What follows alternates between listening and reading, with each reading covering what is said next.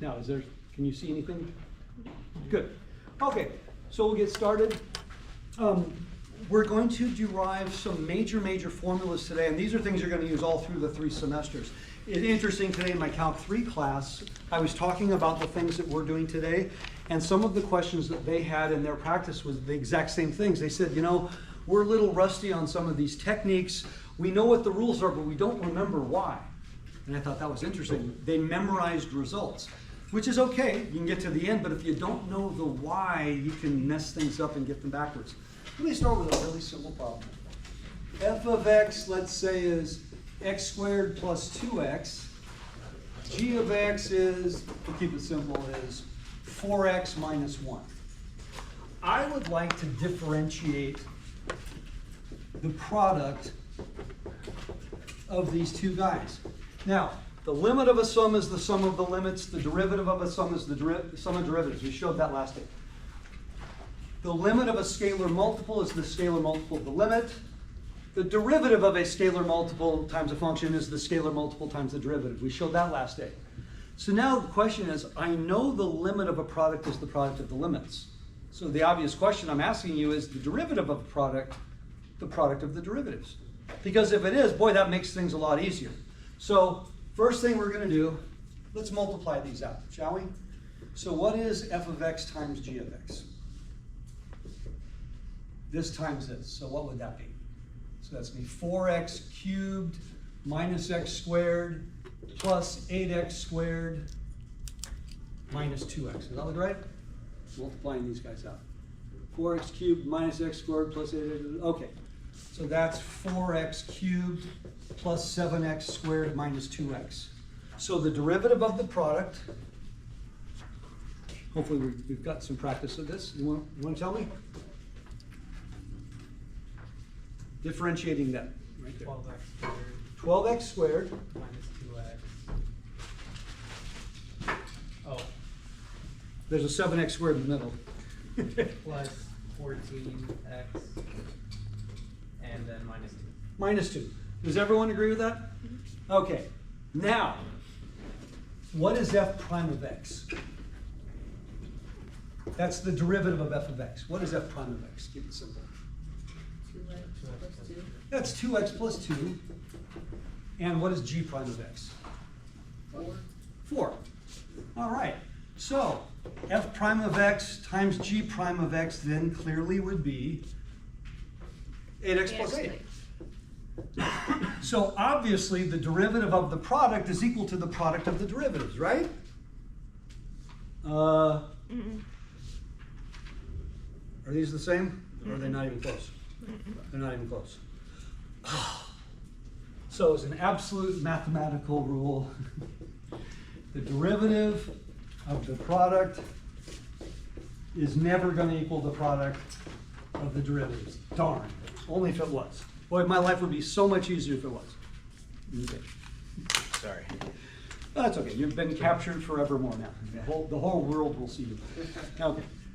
So what are we going to do? Well, we need to derive the derivative of a product. How? Definition of the derivative. And this turned out to be one of the really important results that we're going to need.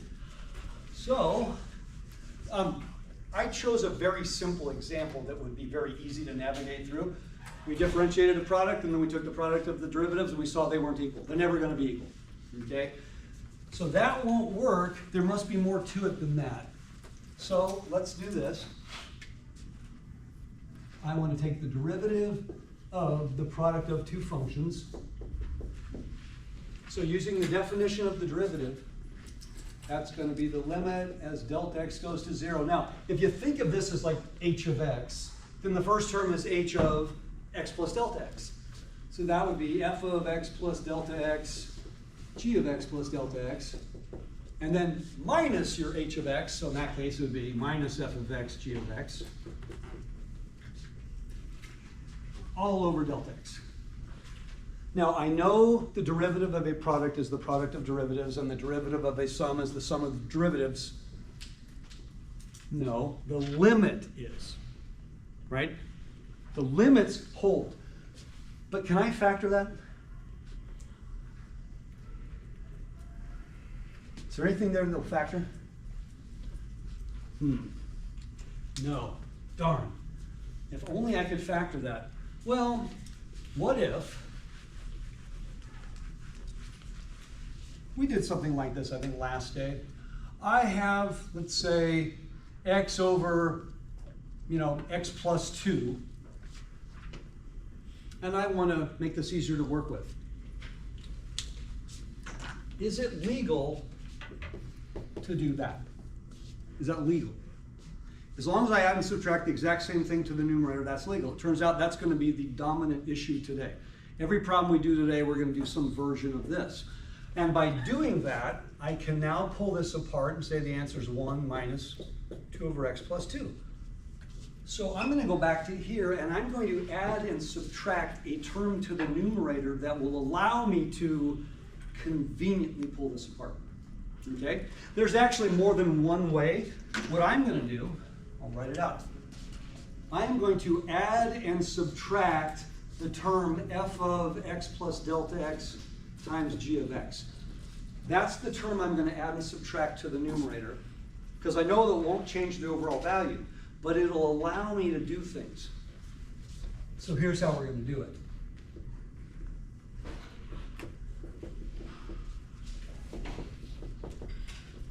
Can't do anything with the products.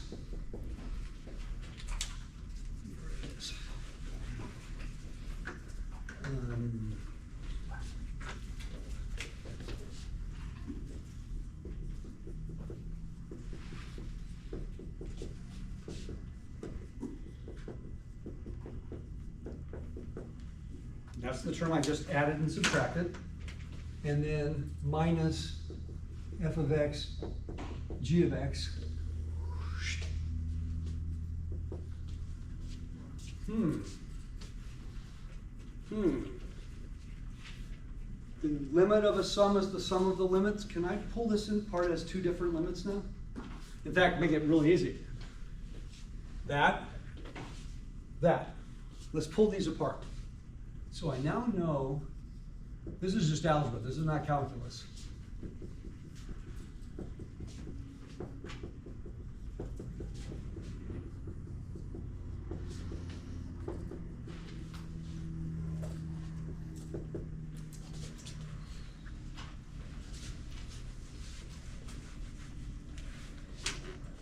Plus everything else now. And that would be those terms.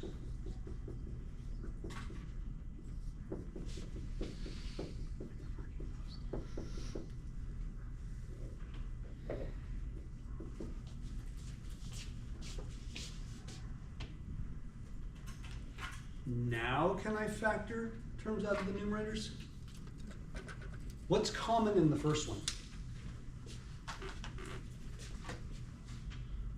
That term's in common to both, isn't it? And the limit of a product is the product of the limits. So I'm going to rewrite that as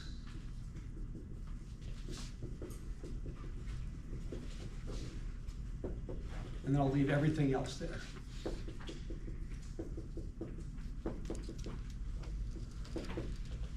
That looks kind of familiar. All I did was factor that term out.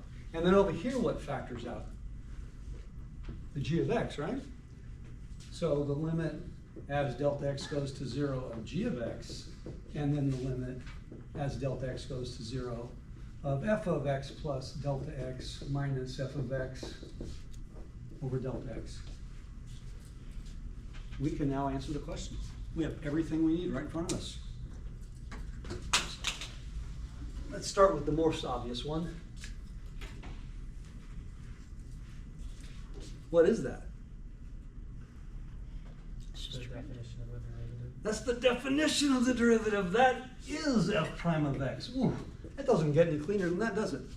Oh, then while we're at it, what is that? That is g prime of x. Now, as delta x approaches 0, f of x plus delta x is just approaching f of x, isn't it? That's kind of boring.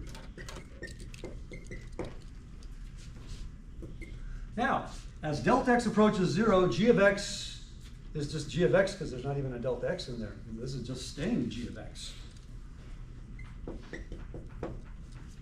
So my answer is this plus this.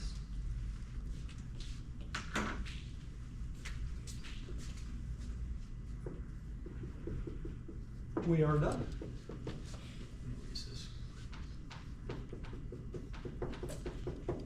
Now, remember in math, the formula that does this, we usually call the formula that does this formula.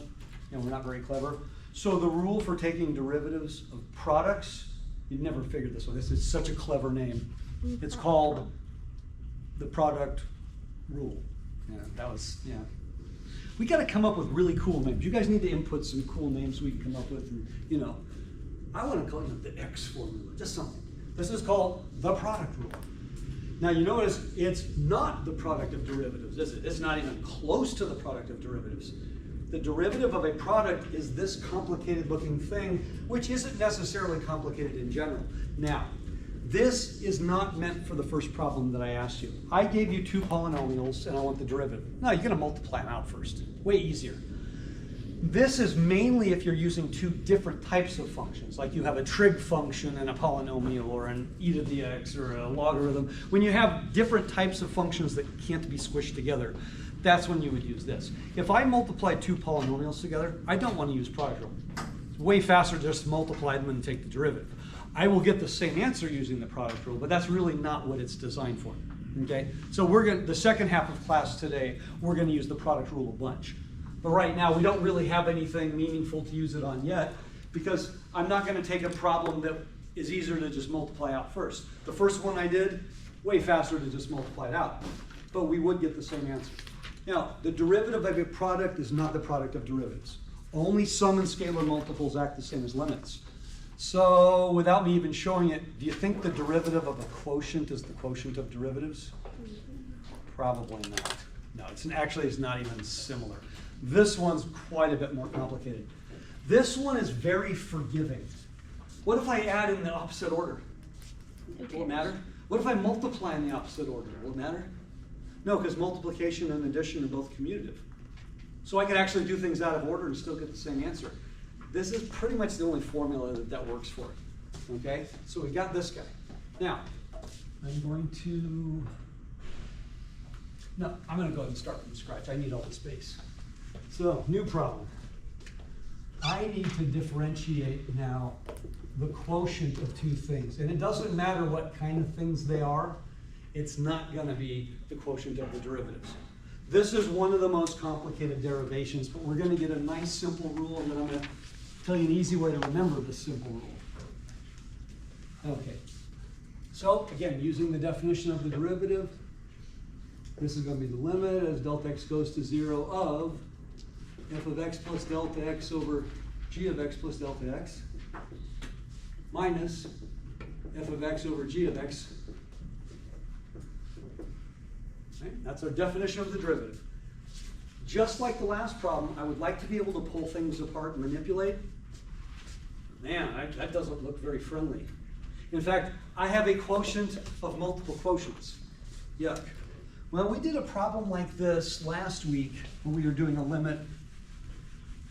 And I said the easiest way to attack this is to, first of all, make it into just one quotient.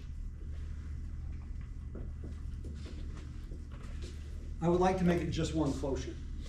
Don't take time to manipulate the numerator and denominator as two different steps and then take that and, can I multiply top and bottom by something that will get rid of all the quotients?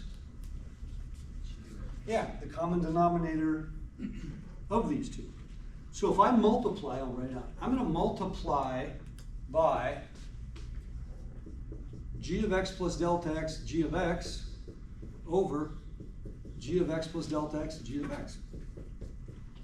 That would be the easiest way to clean this up. If I had numbers, right? If you had 3/5 minus 1/4 over 7. Are you going to waste time making that into one fraction to manipulate? No, multiply top and bottom by 20. The next step, you got your answer. That's way, way faster and way, way simpler. So if I multiply top and bottom by this, I will no longer have a quotient on top. So that'll cancel in the first term, so I'll end up with a g of x, f of x plus delta x. And then in the second term, the g's will cancel, so then that would be minus g of x plus delta x, f of x. And then on the bottom, I'll have delta x times this, g of x plus delta x, g of x. The problem child is not these terms. The problem child is the delta x. That's the thing that's going to 0. But one step algebraically, I now have that. That looks a whole lot like the first problem, doesn't it? In other words, nothing's going to factor, but if I add and subtract the appropriate term, I might be able to pull them apart again. So now we're going to add and subtract f of x, g of x.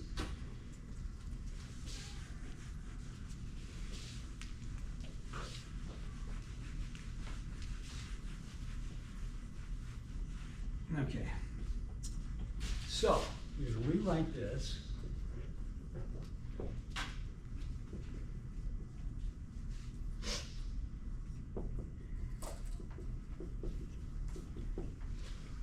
Now I'm going to add and subtract in the middle, so I need to do the minus first so it looks like a definition of the derivative kind of thing.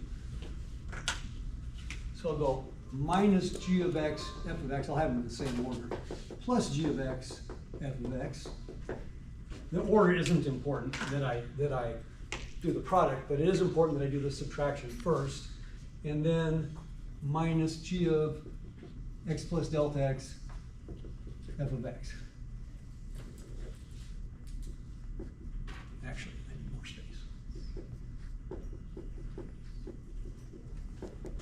Now, can I pull this apart in the middle just like I did the last one? Yeah. I'm not sure what to do with all of that stuff though. So I'm going to take that out of the problem first of all.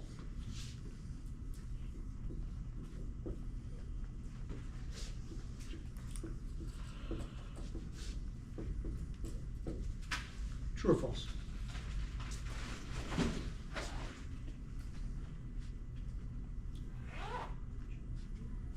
Is that true or false? I mean, it's always true. When do you learn stuff like that? When you're like this tall. Yeah, that's always true. I have something that started like this and I rewrote it like this. I want to make this into a quotient of quotients, but I want to pull these guys out. They're not the problem. The delta x is the problem. So here's what I want to do. I want to take what I have up there. It's going to take me a moment to write all this. I've got this numerator.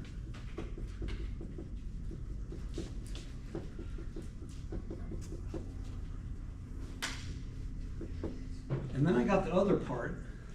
Now I'm going to show you something clever. See these two terms right here?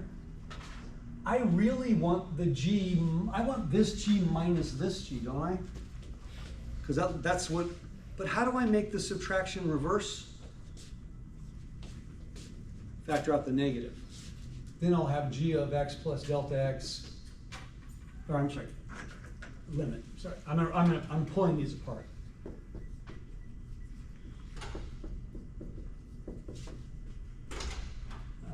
F of x minus g of x, f of x, all over delta x. Now what about the other guys?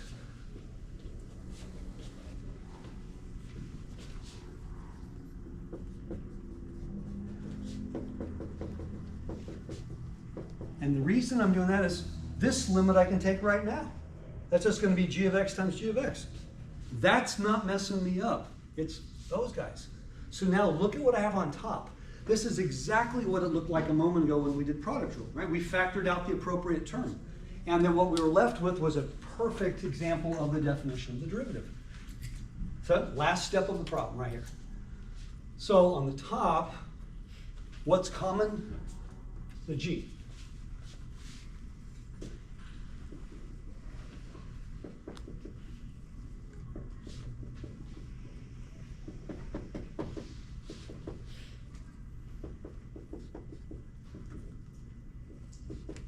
And then the other one, I'm going to factor out the f, sorry, limit first.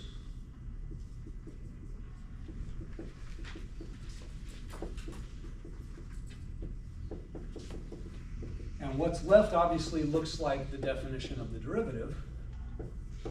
And then we have that whole big ugly denominator. Okay. Well, we're ready to evaluate right now. Big yikes. Okay. Just like before, isn't that exactly the definition of the derivative for f of x? And isn't this exactly the definition of the derivative for g of x? But unlike before, I'm not adding these guys, am I? Now I'm subtracting them. So what have I got here? Well, the limit of g of x is just g of x. That is f prime of x. Minus. That is just f of x. Nothing's changing. And what's this guy? G prime. G prime of x. But now I have a denominator. As delta x goes to 0, doesn't that term just become delta g of x? Times g of x? Oh my gosh, I said this one's a bit more complicated. And what do you suppose we call this formula? Quotient rule. Problem is this is a subtraction and a division, so there's no commutativity. I have to get things in the right order. So I like to, a lot of the teaching I do in calculus, I tell you things that you learned as children but you did not realize how much calculus you've been exposed to in your whole life. I can't do calc 3 when we get to multiple independent variables without, cat in the hat, because who are his sidekicks? Thing 1 and thing 2, which are clearly independent variables. He's a dependent variable. That's how I prove three-dimensional functions. I use that. When I show trig, I mean, everybody knows the story. Well, most people don't know the story. Okay, back in the 1800s, the largest measured tsunami in world history. It went around the world twice. There was an island in the South, I believe it was the South Pacific, called Krakatoa. If you want to go visit Krakatoa today, would you have any luck? No, it's underwater. It's gone. The island of Krakatoa is no longer there. It used to be there. But just like the Jurassic Park movies, Krakatoa had a sister island. Oh yes, the legendary island of Sokotoa, where it was sort of like the lost city of Atlantis. People were doing amazing things mathematically, mostly triangles and stuff. The buildings, we've sent things like looking for, the Titanic. We found the lost city. But it was all how you spell it, isn't it? See, how do you spell the lost city of Sokotoa? Anybody remember? See, that's how most people learn their right triangle trigonometry, isn't it? You remembered that acronym, Sokotoa. Well, quotient rule is difficult to remember because there's too many things going on here. So how about if I wrote it this way? I have the numerator, I have the denominator. Then this formula becomes, let me erase this part here. Most people, the short version, it becomes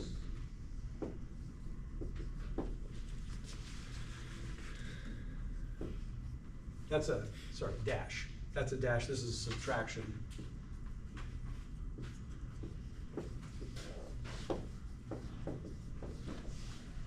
Ho-dee hi minus hi-dee ho over ho-ho. Now, you guys all learned this as kids. You don't remember this. Snow White and the Seven Engineers, you guys all seen that story? Yeah. Well, okay, Snow White and the Vertically Challenged Engineers. Yeah, every day on their way to their engineering firm, they would sing the quotient rule. Oh yeah. Ho-dee hi minus hi-dee ho all over ho-ho. And then they do that annoying whistling thing. But as little kids, you weren't really paying attention, so you probably heard it come out a little different. But they would sing the quotient rule every single day so they wouldn't make any mistakes. Most of you will be singing the quotient rule. First exam, I'll begin, Salvador over here, halfway through the exam, I'll hear, and then I'll finish off the problem, okay? I don't care how you remember it, it's a mnemonic device, but you can't get any part of it wrong and get the right answer, okay? Product rule is very forgiving, because you have sums and products. This is you have difference in quotients. Not very forgiving, I can't get anything out of order. So let's do an example of the quotient rule And we can do this on polynomials. That's easy enough. Okay? So these are the two big, humongous results that we're going to start with today.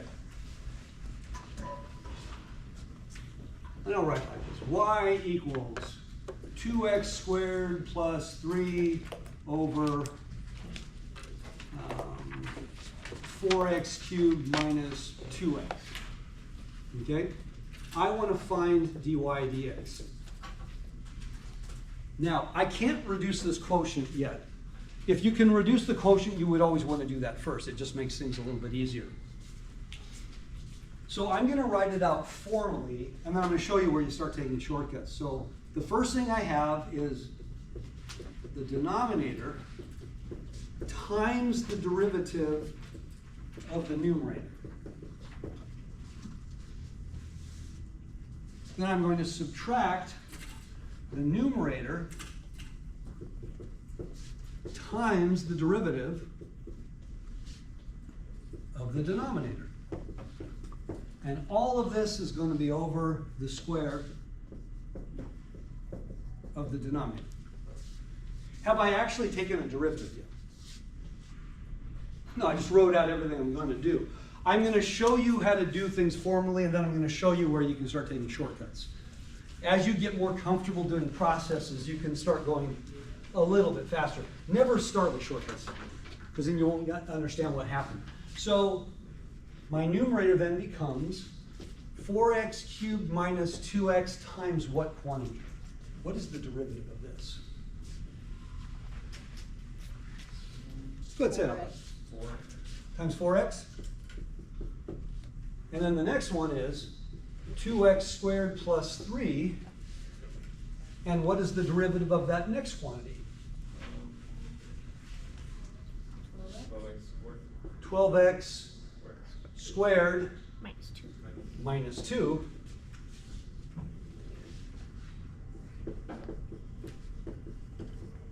Sorry, I should have a square on here.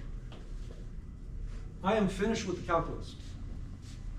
Are you happy with that as a final answer?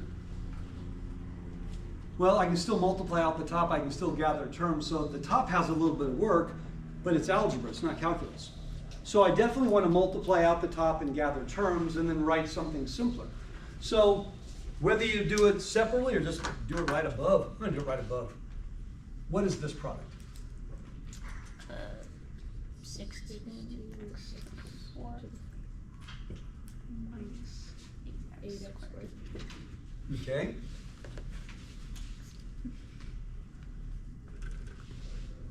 I read it 2. 24x to the fourth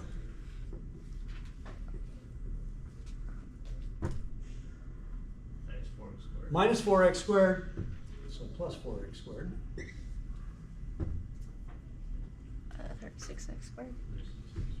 So minus 36x squared, and then finally minus 6, so plus 6. I'm lazy. I don't like rewriting the entire thing because I'm just simplifying the top. The next thing I write should probably be the final answer. I'm going to put it in descending order because it's just easier to keep track of. Okay? Does anything combine on top? Minus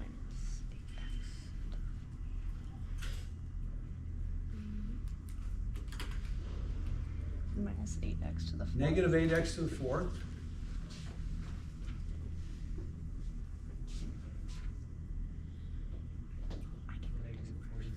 Negative 40x squared, and then plus 6. All over. Now, I said last day, if you can factor something easily, always factor it. Is that numerator an obvious, easy factorization? Or is it maybe not an easy factorization? It's actually not factorable, other than a constant. Factoring out a constant is not factoring, regardless of what somebody told you. When you factor, you're writing it as a product of things that you can individually set equal to 0. I can factor 2 out of the top, but there's no advantage. I'm not gaining anything. Okay, so my numerator, turns out I can't factor anything there, so I'm good here. If my numerator was factorable, please don't do that while I'm up here.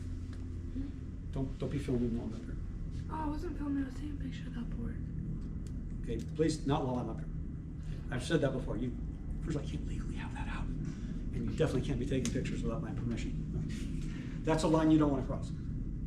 You cannot take pictures in a classroom without my permission. And I'm definitely never going to give my permission while I'm standing up here. If I appear in your picture, you've committed a crime. Seriously, this is a public classroom. You can't take pictures in here. During a break, you can take pictures.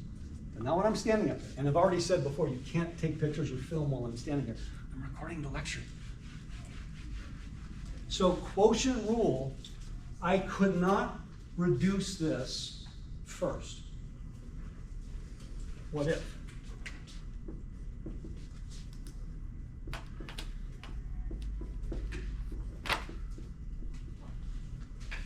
I would like the derivative of this. Okay. Is this, can I use quotient rule on this? Yeah. Now I'm going to walk you through a little faster. The first thing I did was I wrote it out formally. First times derivative of second minus second times derivative of first. We're going to do the same thing. First, I'm sorry, I said first. Bottom, sorry. Bottom, so backwards, times derivative of top. But let's just actually take the derivative of the top. Let's not write that we're going to take it. Let's actually take it. This is what I mean by shortening the process. As long as you know what you're supposed to do, go ahead and do the derivative rather than write what you're going to do. At first, this is a good idea. After a very few times, you don't have to do that. So what is the derivative of the top? 48x with 7 minus 2x. Minus the top, and don't forget your parentheses, they do matter, times the derivative of the denominator. 4x. Over the square of the denominator. Can I just go ahead and write? I'm done with the calculus. The rest is simplification, and there's quite a bit of simplifying because I can distribute, gather terms, and so on. Okay? So when we distribute, let's do like we did before. Let's write it. That's going to be 48x to what power? 11 minus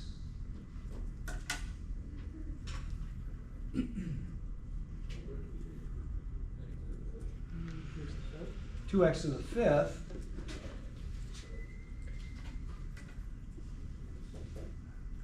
So 24 x to the 11. So minus 24x to the 11. And then 4x to the fifth plus. Beautiful. All right.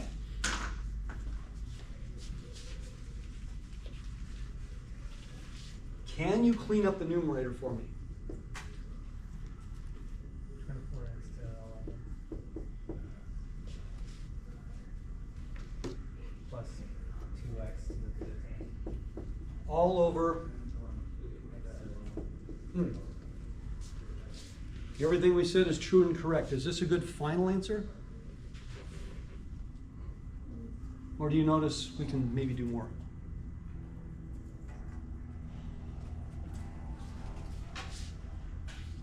We do more?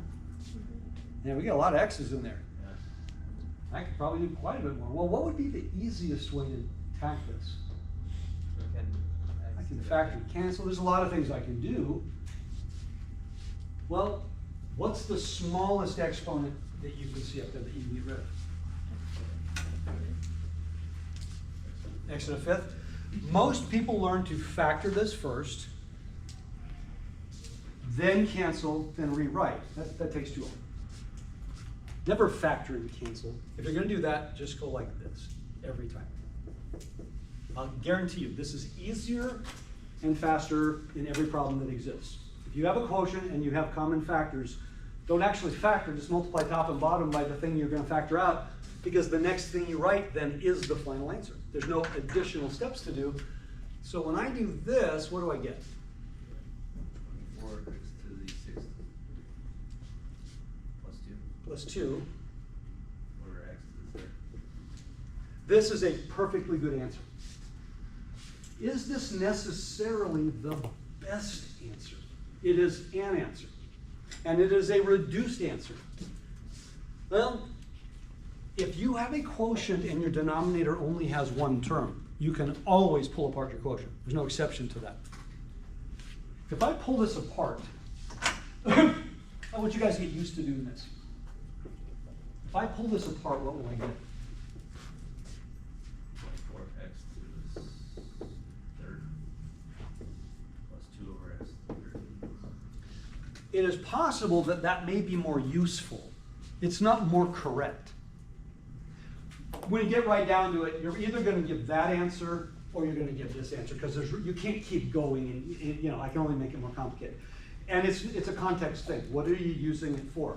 You're in a physics class. You're using this to answer another question. I might have to raise this to a power. I might have to manipulate this. I might have to solve. So it's which version is more useful at that time. That really is what dictates. Both are perfectly acceptable final answers. You with me? That took way too long. Everything we did was true. It was correct. It doesn't feel like we wasted any time.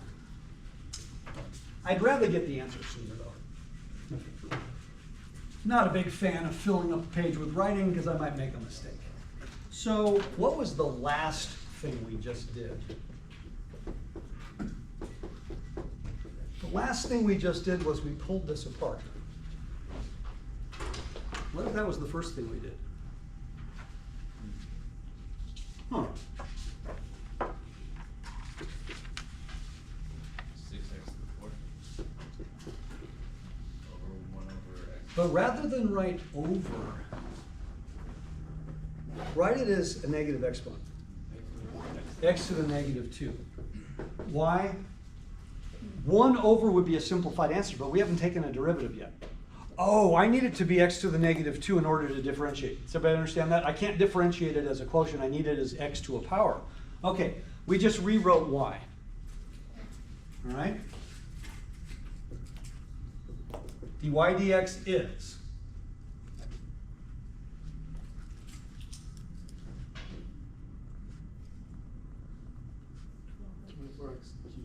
(24x cubed). Hopefully everybody knows, right? You're just bringing that down.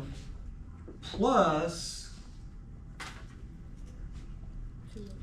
2x to the negative third. I'm done with the calculus. Do we consider this a good final answer? No, because even though we made it into a negative exponent for the purposes of differentiation, we want to change it back. Okay, so what am I going to change it back to? Okay, now what? Or are we done?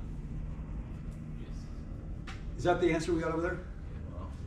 Well, Little sooner, a little easier. In fact, every step we did was significantly easier, and there was no distributing to do, there was no simplifying to do, we just took derivatives. Yeah, this is what I'd like you to do. I'm going to ask this question on an exam, and exactly 1/4 of you will do this, 3/4 of you will do this, and of those 3/4, half of you will make an error somewhere along the line. It will balloon up, fill up a whole page. If you can make a problem simpler before you start, always do that. Whenever you have a quotient and your denominator is a single term, if you break it apart, you'll find differentiation always. There's no exception. Will always be easier. Because you may not even have to use quotient rule. Did we use quotient rule on this problem? No, we just used the power rule. Because when I rewrote it, I had no quotients. Quotient rule is a very important, very powerful rule. It's not your first choice. If you could take something and rewrite it without it being a quotient, you'd rather do that. I'll give you a simple example. This is something we did last day.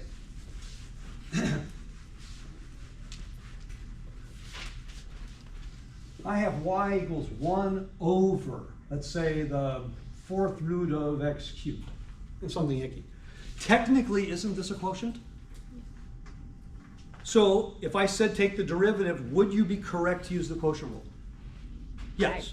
It would be kind of messy and I'd have to rewrite it, but I will eventually get the right answer. But it's actually going to take me a few steps.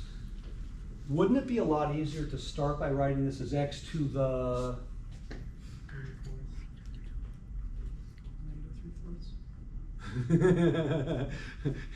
well, I've got 2 different answers. Which is it? It's downstairs, so -3/4. That's not a simplified answer. That's the version I need it to be in order to take a derivative. Agreed? So my derivative is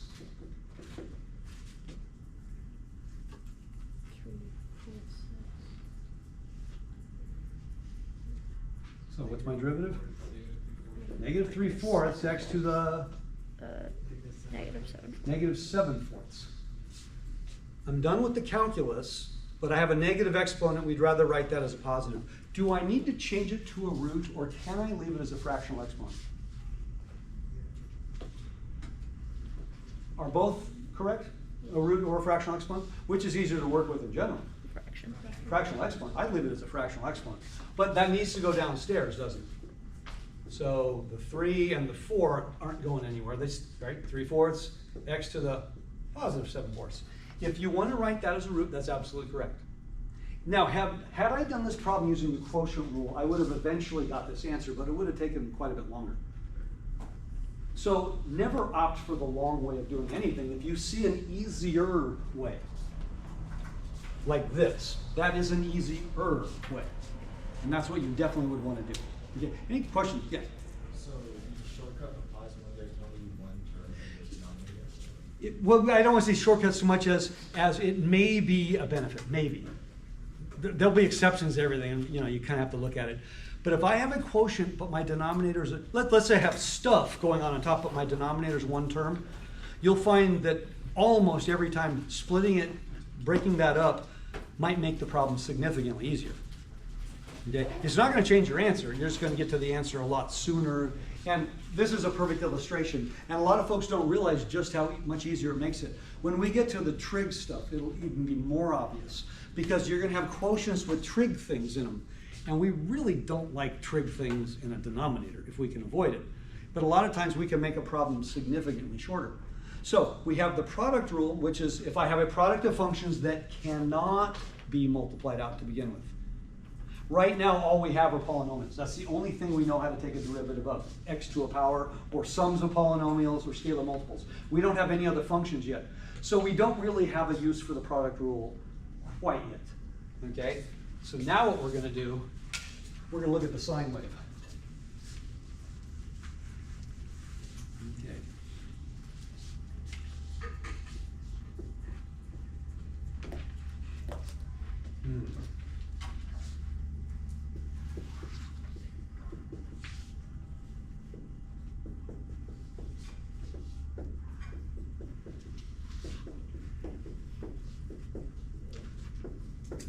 That's the definition of the derivative.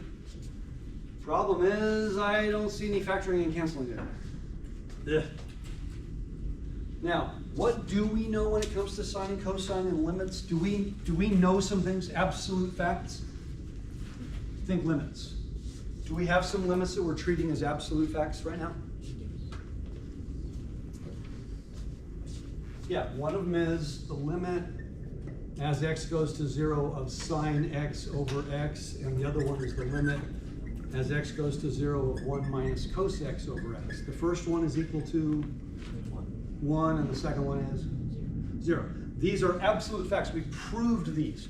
These two limits are absolutely essential for me to be able to derive formulas for sines and cosines and the rest of them, because they will show up in the limit expansion somehow or another. Now, I can't force it, so what the heck am I going to do with the first one? Well, we have a formula. Don't we have a formula for something like this? Remember, it's sine, sine, cos, cos? Let's see if you remember. So it's sine, sine, cos, sine, cos. Is that backwards? Sine, cos, sine, cos. Yeah.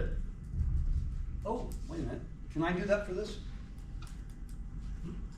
Yeah, I can expand that using this formula right here. So on top, so don't look at that one, just this one. So won't that be sine x cosine delta x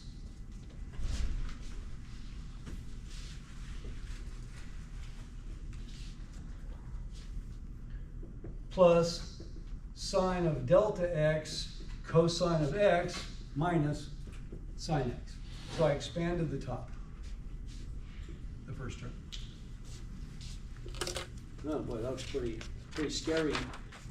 Is there a common term in here somewhere? Well, I got these guys. That's something.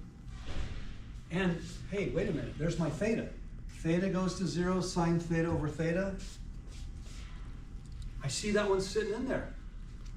If I factor it out, I might be able to get this other one in there too. I think if we're clever and manipulate this, we can rewrite that more or less as the product of these guys. So let's see if that works for us. So first thing I'm going to do is regroup these. I'm going to put these two together. Okay, because I can factor out a sign at that point. And I'm going to leave these two. So in the first case, if I factor out the sign, it's going to look like cos minus 1. I really want it to be 1 minus cos. So don't factor out the sign, factor out the negative of the sign.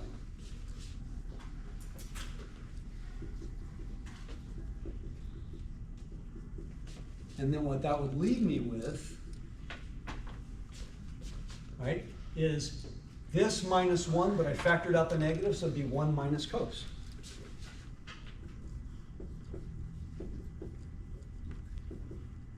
Now, what's left? That guy.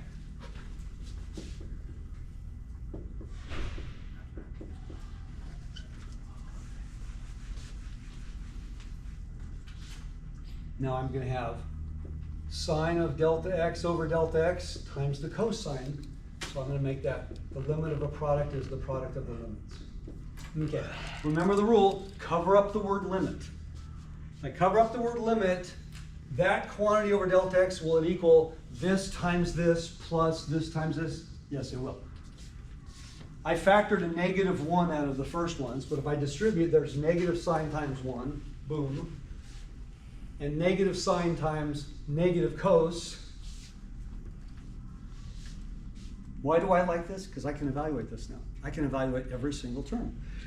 Remember, it does not matter what symbol this is. It matters that all three of these are the same, whether it's a theta, whether it's an x, whether it's a t. Now what do you notice? Do I know this limit? Yes. As delta x goes to 0, what's happening to the negative of the sign? It's just the negative of the sign. But what's the next term? 0. 0. Oh, I like that. Do I know this? What's that one? 1. As delta x goes to 0, what's happening to the cosine of x? Nothing. There's no delta x in it. It's just the cosine of x. What did we just prove? That the derivative of the sine of x is the cosine of x. Ooh, that's kind of cool. So I'm going to do something Desmos-ish. All right, let me get rid of this.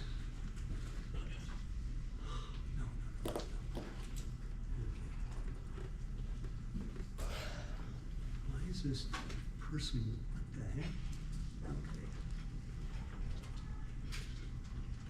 Okay. I could tell you things, but it's easier to show you things. All right.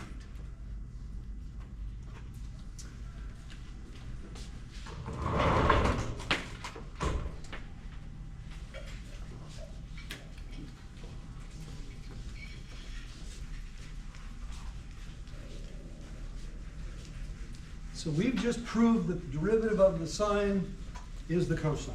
So I want to think about this graphically for a moment. This might help us understand it. And I'm going to do this on Desmos too. So the sine function looks like this, right? Goes forever and ever and ever and ever. The derivative of the sine function is the cosine function. What does the cosine function look like? Well, it looks like, sorry, this is a terrible graph. Here, and then about here.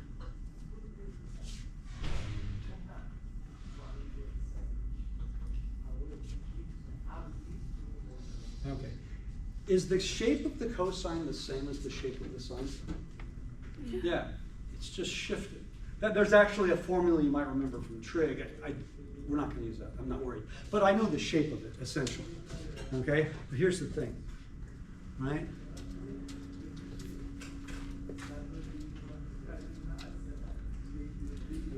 Y equals the sine x, y equals x.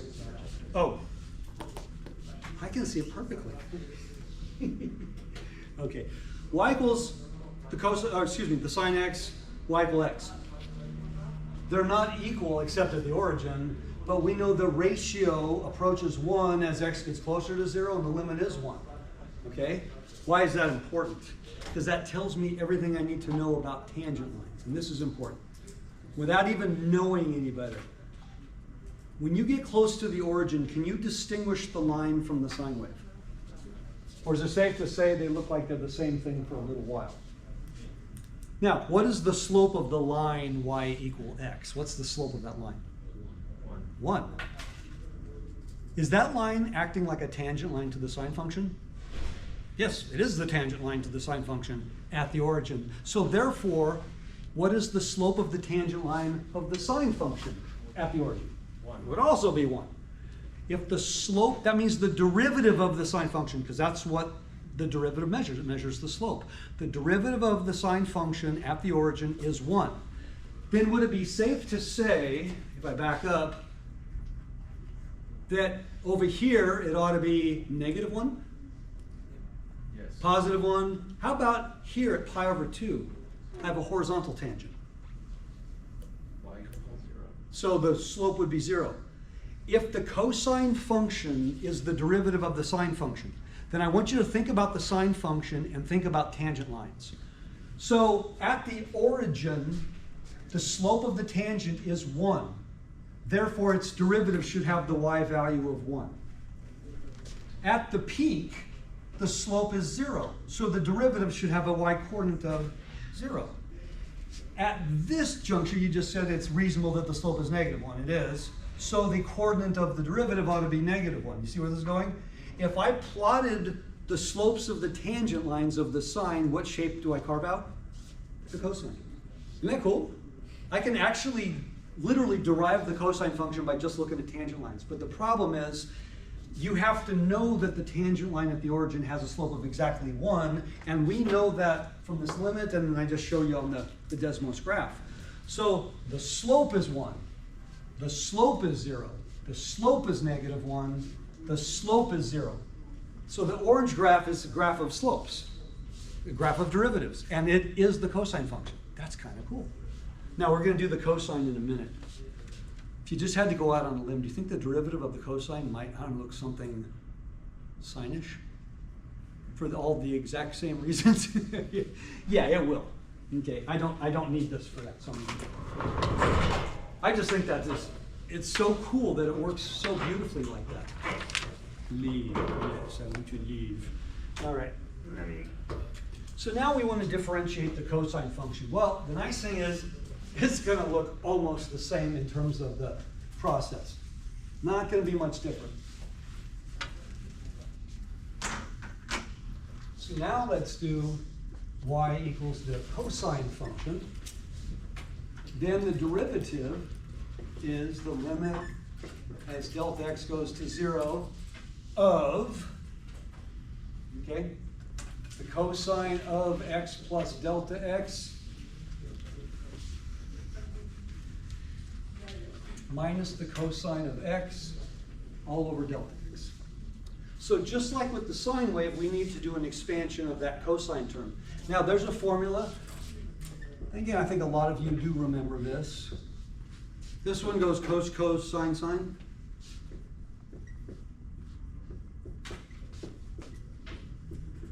What about the plus or minus? It's good. They switch. Beautiful. So can I do that right now? Yep. Unlike our product and quotient rules, I don't actually need to add and subtract anything to my numerator. It's going to work out beautifully.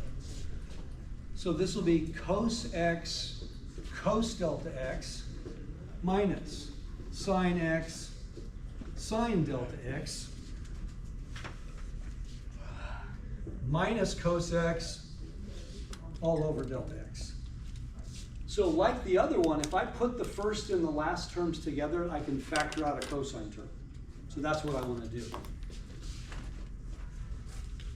And like the other one, if I do that, I'm going to have to factor it out as a negative so I can get the subtraction in the other order.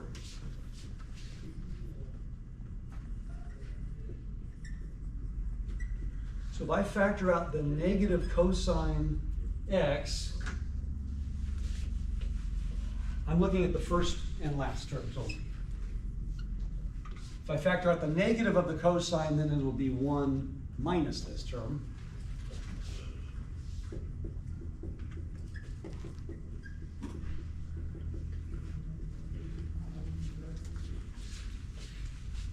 Now, what do we have left on the other side? Well, I like the sine delta x over delta x. So let's factor out the negative of the sine term.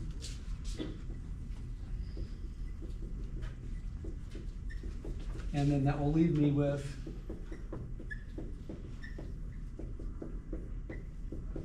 and I am very happy with this statement because I know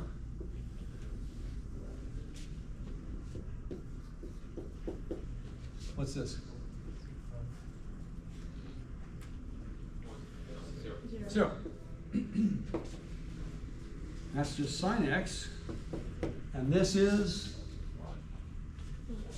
1. The derivative of the cosine of x turns out to be 0 minus the sine function. I'll write it right under.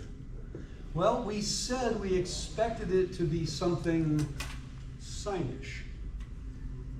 But it's not exactly the sine, is it? Why is that? Well, I'll just draw it. I don't need to go to Desmos because you guys now know what the slopes are going to be. So what does the cosine look like? It looks like this-ish, right? So if I look at the slope of the tangent here, well, the slope will be 0. You told me before that the cosine is the exact same shape as the sine. It's just shifted. So that means the slope here ought to be 1 and the slope here ought to be negative 1, correct? So if I'm looking at slopes,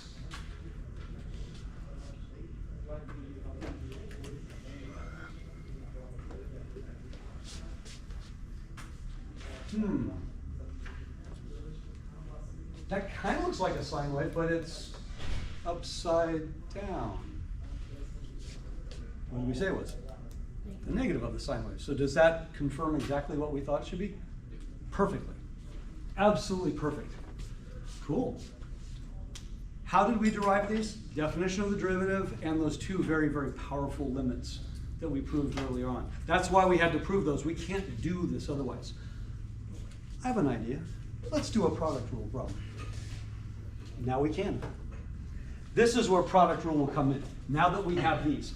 There's going to be a collection of derivative formulas that we're going to have. We're going to have over 20 by the end of the course. On your syllabus and on the Canvas page, you see formulas. There were a lot of algebra formulas, but then you're starting to see derivative formulas. You'll realize all of those are things you're going to learn in this class. There are quite a few. There's over 50 formulas that you're going to learn here. Yikes. But it's small bunches. So I've got y equals, let's say, x squared sine x. I can't squish these together into one simple thing. I could if they were both polynomials. I can't multiply the x squared into the sine and get one thing. So the product rule says, first, times the derivative of the second, plus the second, times the derivative, eraser somewhere, of the first. Okay?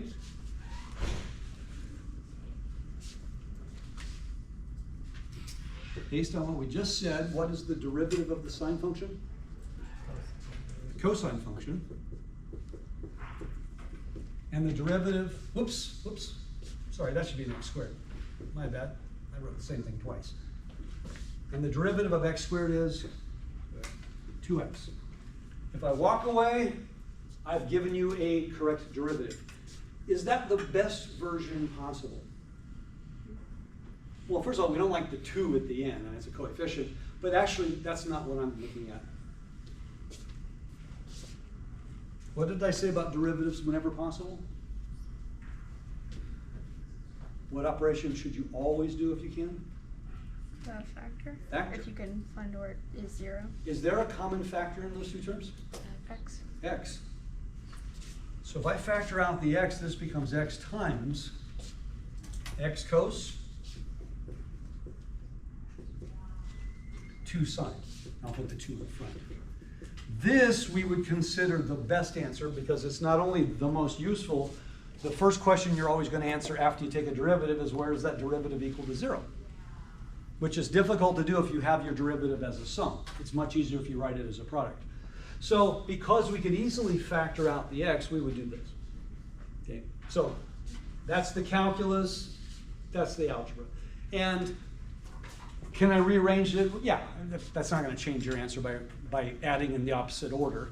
Does it matter if I write x cos or if I write cos x times x? No, but why will we usually put the x in front rather than after? It's not right or wrong. It's Is it easier to notice when you can make it 0? no, actually, it's. I'll give you a simple example. You're going to be dealing with 2 variable stuff all the time.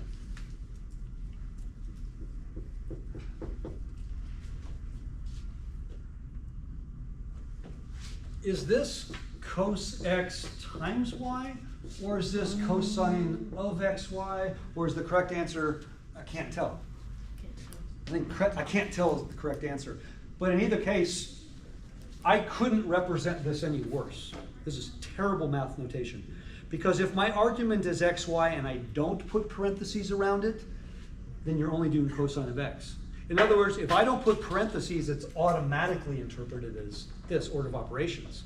But if I wanted that y in front and I leave it like that, I've left it purposely ambiguous. So I would either write it by putting the y in front, or write it this way. But either way, that's a terrible representation because it isn't obvious. And are we all guilty of doing things like that in general? Yeah, we get in trouble. Now, back in the day, you're doing this problem on your graphing calculator. And you entered this into your graphing calculator. And your graphing calculator gave you a picture like this every time.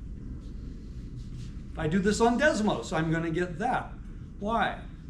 Order of operations. Oh. That's a line. Sine 2 is a constant. But I wanted it to be the sine of 2x. I would have had to use parentheses. So what do all graphing calculators now do the moment you hit the sine function? What do? They give you an open parenthesis. I only want sine x. Okay, x, close it. I want stuff in there. Okay, stuff, close it. So calculators over time, people figured out, hey, you know what? We're going to save you from yourself and put parentheses there automatically. Then you can't mess that up. But I used to crack me up when people were saying, why am I getting a line? Because you entered a line. If you wanted this to be the sine function, you had to put parentheses around the argument, because order of operations function always precedes any algebraic operation. Adding, subtracting, multiplying, dividing. Most everybody says, I grew up with PEMDAS, which is 100% incorrect, by the way. There's no part of that that's correct. First of all, parentheses aren't an operation. They're a reprioritization. That means you're going to change the order of operations. It says there's only one function that exists, and that's exponents. Wow, what about roots and sines and cosines and logs and exponential functions? There's an infinite number of functions. Exponents are 1. And secondly, it says you always do addition before subtraction, and you always do multiplication before division. And that is exactly right, exactly 50% of the time. In other words, if you follow that to the letter of the law, you get the wrong answer most of the time, at least 75%, because it's completely wrong. No, order of operations is really, really simple. There's 3 layers. 3 layers. Function, product, sum. That's it. Because every quotient can be written as a product of the reciprocal. And since quotients have no algebraic properties, there's no commutativity, associativity, distributive property, identity, inverse. Same thing with subtraction. There are no algebraic properties. There's no commutativity, associativity, identity. But can't every subtraction be written as a sum of the opposite sign? Yeah, there's only 3 levels. And that's the order you do things in. That's it. That's how you should have learned it, but you didn't learn functions when you were learning to add and subtract. They came way later, so people had an artificial one. I worked for an educational software company many, many years ago, or at least they wanted to hire me. I ended up not. I worked for them for like a summer, but it was awesome. They were from Australia. The company was from Australia, and they were coming in here to San Diego.